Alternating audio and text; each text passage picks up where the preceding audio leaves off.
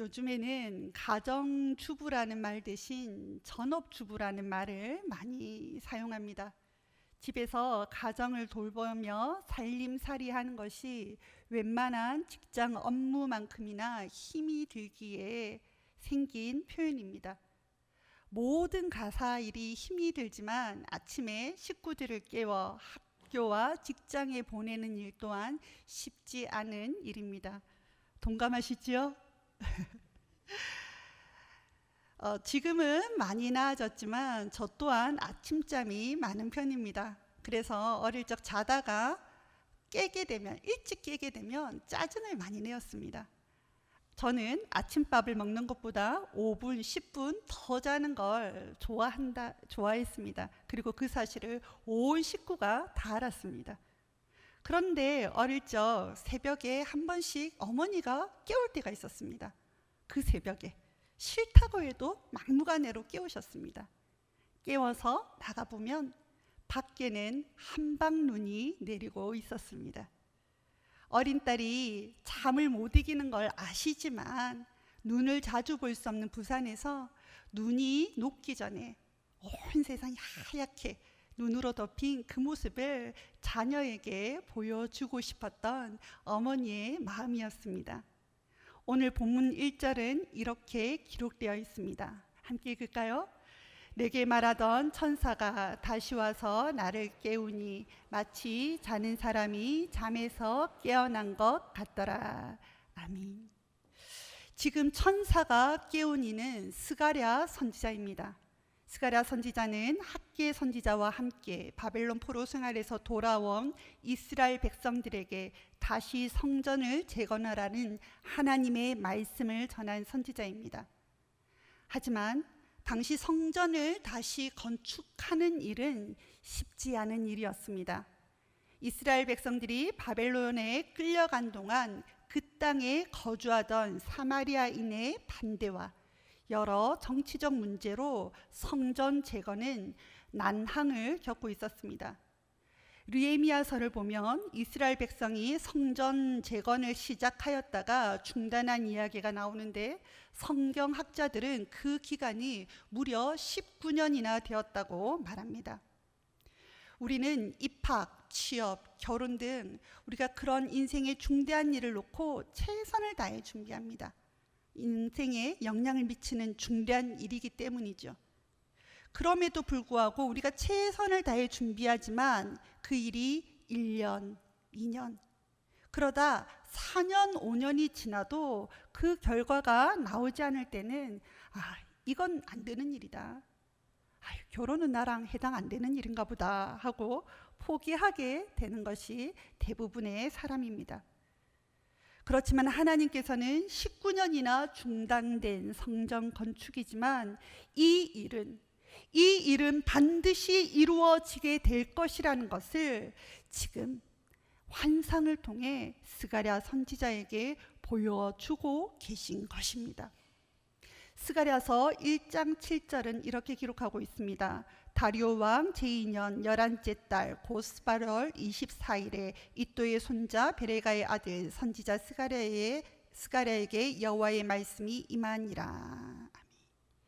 이 말씀 이후 7장 1절에 다리오 왕 제4년 9째 달 곧 기스레월 4일이라는 구체적인 일자가 다시 나오기 전까지는 스가랴 선지자는 환상을 볼 때 내가 눈을 들어본 즉, 내가 또 눈을 들어본 즉, 내가 다시 눈을 들어본 즉이라 기록하며 하나님께서 보여주신 이상이 그리 크지 않은 간격을 두고 연속적으로 보았음을 알려주고 있습니다. 스가랴 선지자는 앞선 3장까지 4가지의 환상을 보았습니다. 모두 이스라엘을 핍박하던 열방이 멸하고 예루살렘이 회복되는 하나님의 약속의 내용이었습니다. 사람들은 하나님을 직접적으로 경험할 때 모세나 이사야 선지자가 그리하였던 것처럼 그 하나님의 크신 영광과 권위에 압도되어 사람의 육신은 제대로 그 영광을 감당할 수 없습니다. 아마 네 가지의 하나님께서 보여주시는 그 환상을 본 스가랴도 그러한 연유로 육신이 마치 잠을 자는 듯한 상태였을 거라 생각합니다. 그럼에도 불구하고 지금 하나님은 천사를 통해 다시 스가랴 선지자를 깨워 하나님의 환상을 보여주고 계십니다. 천사가 깨워 보여준 환상이 어떠한 환상인지 2절 3절 말씀을 통해 함께 살펴보았으면 합니다. 함께 읽겠습니다. 내가 보니 순금 등잔대가 있는데 그 위에 기름 그릇이 있고 또 그 기름 그릇 위에 7 등잔이 있으며 그 기름 그릇 위에 있는 등잔을 위하여 7관이 있고 그 등잔대 곁에 2 감람나무가 있는데 하나는 그 기름 그릇 오른쪽에 있고 하나는 그 왼쪽에 있나이다 하고. 아멘. 하나님께서 스가랴 선지자에게 보여주신 환상은 순금 금잔대와 그 옆에 선 2 감람나무 이상입니다. 우리는 2절 3절 말씀을 읽으며 자연스럽게 하나님의 성전 안에 있는 등잔대를 떠올리게 됩니다. 그런데 스가랴 선지자는 이상하게도 하나님께서 보여준 순금 등잔대의 모양을 그 개수와 위치와 그 연결 상태까지 정확하게 묘사하다 못해 마치 설계도면을 보듯이 정확하게 말하고 있으면서도 지금 스가랴 선지자는 옆에 선 천사에게, 그것을 보여준 천사에게 이것이 무엇이냐고 질문하고 있습니다. 지금 환상을 보는 이는 선지자입니다. 그것도 다른 것을 예언하는 선지자가 아니라 성전 건축에 힘쓰도록 말씀을 받아 전하고 있는 스가랴 선지자입니다. 그런데 그가 환상을 보면서 성전 안에 놓이게 될 순금 등잔대를 떠올리지 못했을 거라고는 우리가 생각하기 어렵습니다. 그렇다면 왜 하나님께 감동을 받아 이상을 보고 있는 스가랴 선지자가 이것들이 무엇이냐고 질문하고 있는 것일까요? 그것은 그가 본 등잔대가 이전에 성전에 있던 등잔대와는 그 모습이 달랐기 때문입니다. 출애굽기 27장 20절에서 21절 말씀입니다. 우리 함께 읽겠습니다. 너는 또 이스라엘 자손에게 명령하여 감나무 짠 순수한 기름을 등불을 위하여 4개로 가져오게 하고 끊이지 않게 등불을 켜되 아론과 그의 아들들로 회막 안 증거계 앞 회장 앞에서 저녁부터 아침까지 항상 여호와 앞에 그 등불을 보살피게 하라. 이는 이스라엘 자손이 대대로 지킬 규례이니라. 아멘. 스가랴 선지자가 본 등잔대와 모세가 만든 등잔대의 가장 큰 차이는 기름을 공급해주는 기름관의 유무입니다. 모세가 만든 등잔대에는 스가랴의 환상처럼 아름답고 정교한 순금으로 만들었지만 사람이 늘 그 불이 꺼지지 않도록 기름을 공급해 주어야 하는 등잔대였습니다. 그리하여 제사장들은 성전의 등불이 꺼지지 않도록 늘 기름을 붓고 그 불을 관리하는 것이 제사장들의 큰 임무 중에 하나였습니다. 그런데 지금 하나님께서 스가랴 선지자에게 보여준 등잔대에는 옆에 있는 2 감람나무로부터 관이 연결되어 7 등잔에 끊임없이 기름이 공급되고 있습니다. 기름 등잔불은 기름이 떨어지면 그 불이 꺼질 수밖에 없습니다. 하지만 하나님께서 새로 세우시는 성전에는 기름이 없어 불이 꺼지는 일이 없이 영원토록 어둠을 밝혀주시는 은혜의 빛이 가득한 성전입니다. 이 일은 빛이신 예수 그리스도께서 교회의 머리 되심으로 일어날 온 세상이 주의 빛으로 밝혀지는 그런 놀라운 일입니다. 하나님께서는 이 놀라운 구원의 계획을, 온 세상에 어둠을 밝힐 이 놀라운 일을 너무나도 알려주고 싶으셨습니다. 그리하여 지금 하나님의 그 임재를 감당하지 못하여 막 잠든 스가랴를 깨워가며 하나님의 계획을 알려주고 계신 것입니다.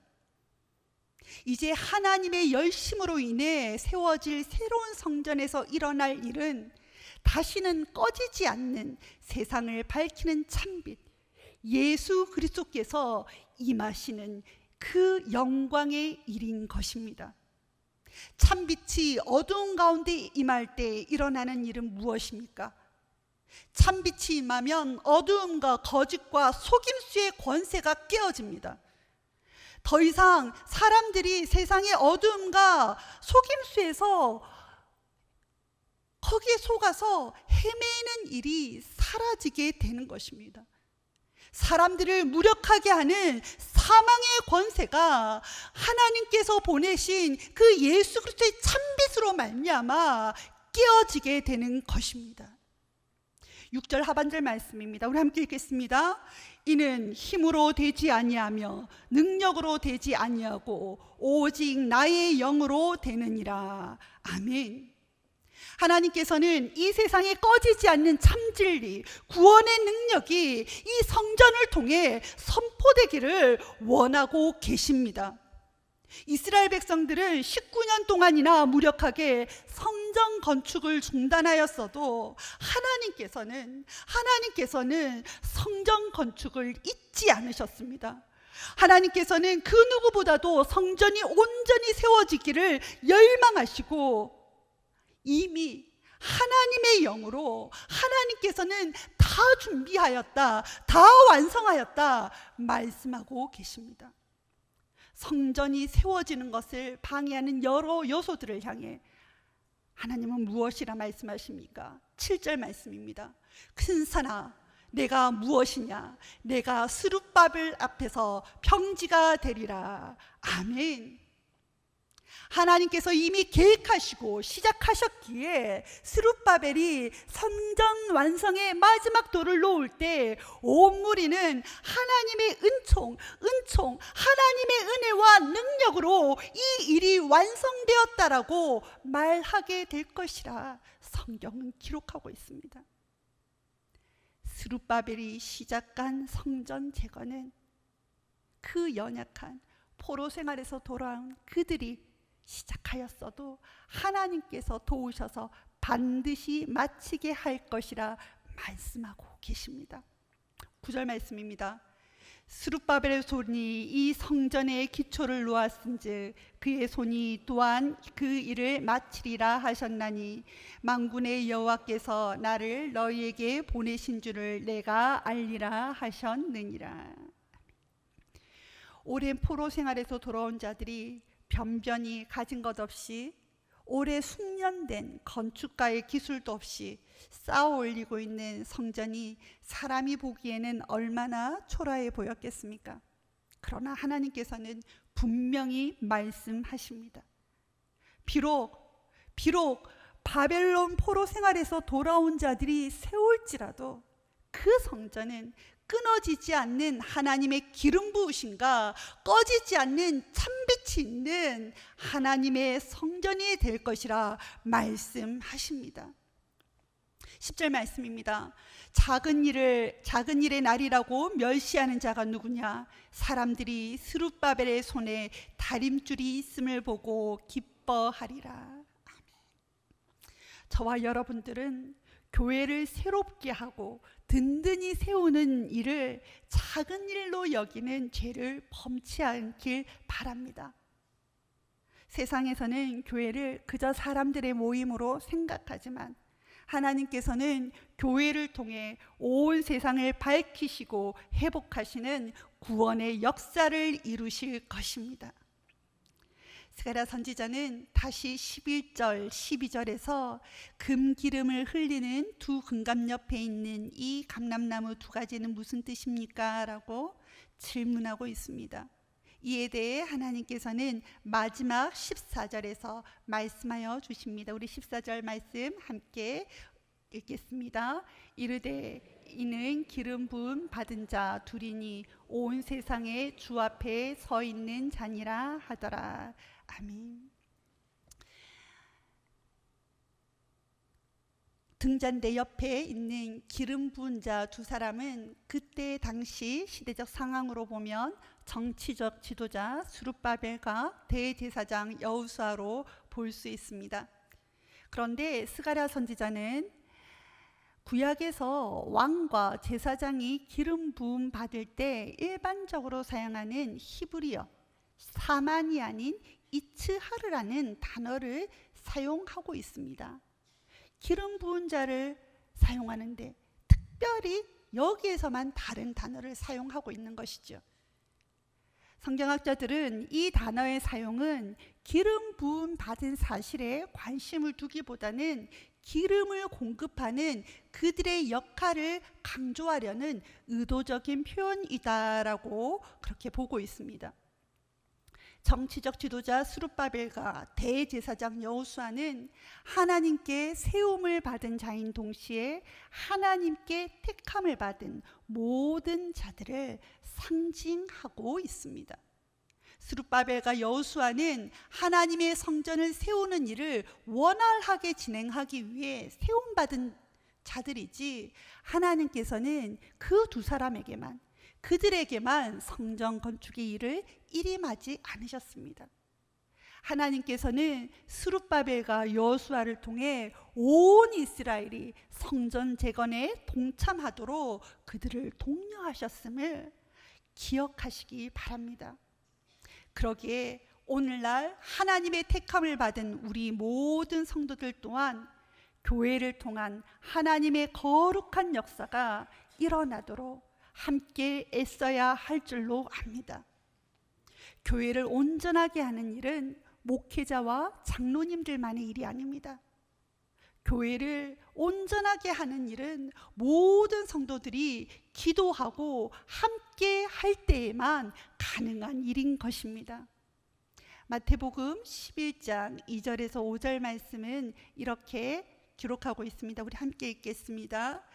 요한이 옥에서 그리스도께서 하신 일을 듣고 제자들을 보내어 예수께 여짜오되 오실 그이가 당신 오니이까 우리가 다른 일을 기다리오리까?